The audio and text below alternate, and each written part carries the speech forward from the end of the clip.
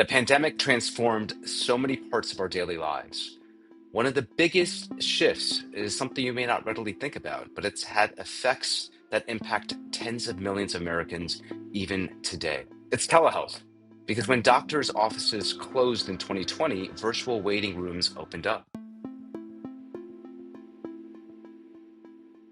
For millions of rural patients who don't have medical facilities nearby, or older adults who struggle with mobility issues, telehealth visits have been a lifeline for years. During the pandemic, the Trump administration temporarily lifted rules for Medicare patients. That's our nation's health plan for those 65 years of age and older to make telehealth visits more widely available and covered by their health plans. But just when you think to credit the Trump administration, they turn around and prove you wrong. The current administration is set to allow Congress to let these rules expire in January, which means doctors who have been caring for their patients virtually for years will no longer be allowed to bill Medicare for that care.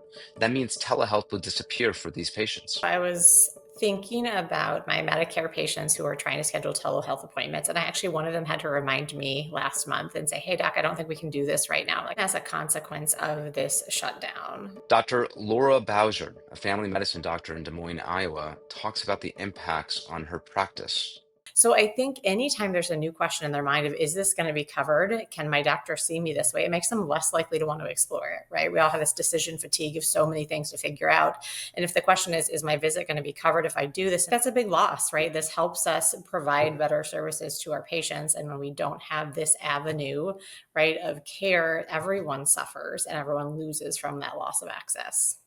What do you think we're missing when it comes to communicating, say, the value of telehealth? Why does it seem like our politics doesn't convey that reality? There is a hard time right now with healthcare costs rising across the country. The gap is in communicating or in having that ability for people to recognize that telehealth can be a really effective part of primary care or longitudinal services for patients. And then that downstream saves the health system, it saves the community, it saves the individual money. I don't think this is seen as part of a global benefit and more just a point of care treatment service option. Dr. Ed Wu, co-founder and chief operating officer of virtual rehab startup Recora, has been providing care to Medicare patients throughout the government shutdown with no idea whether he would be paid. Medicare ultimately did reimburse him, but without permanent telemedicine rules, the chaos and confusion will destroy a crucial lifeline. Telehealth is the lifeline that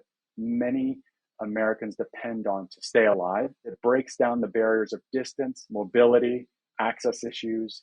Oncology patients, stroke patients, lung patients, heart patients, if they can't get their medications refilled over telehealth, for instance, then they can have some adverse events happen very quickly. Can you walk us through a patient example? I like to think about my patient Roy, who's in the Upper Peninsula of Michigan. He has heart failure. He's 4 hours away from the nearest hospital. Our program checks in on him. We do everything from lifestyle improvement, exercise check-ins, nutrition. Because of telehealth issues like this, this may need to go on pause or maybe it gets shut down. And so, as many individuals in healthcare know, heart failure, you're sometimes living on a knife edge. And so you may have too much fluid in the lungs that may develop over a course of days. That's how precipitous some of these patients are. And without telehealth, they are left without the ability to resolve that issue quickly. And so then it's either something happens very drastically, or they have to get in their car or have a loved one drive them many hours away. Being in an ICU right now, a lot of people, it seems that they don't have timely access to care. To your point earlier, timely access to care can mean the difference between staying at home or ending up in the ER. Telehealth allows for individuals, trained providers to check in on patients. And if they are going through something that needs to be dealt with emergently, we can facilitate that better than their deciding to jump into a car later that night or the next day when things may get worse very quickly. Telehealth was and is a solution, and it is clearly regressive to take it away. Everyone, regardless of whether they live in a rural or urban area, whether they are able actually to get out of their home, whatever party they vote for, should be able to access telemedicine.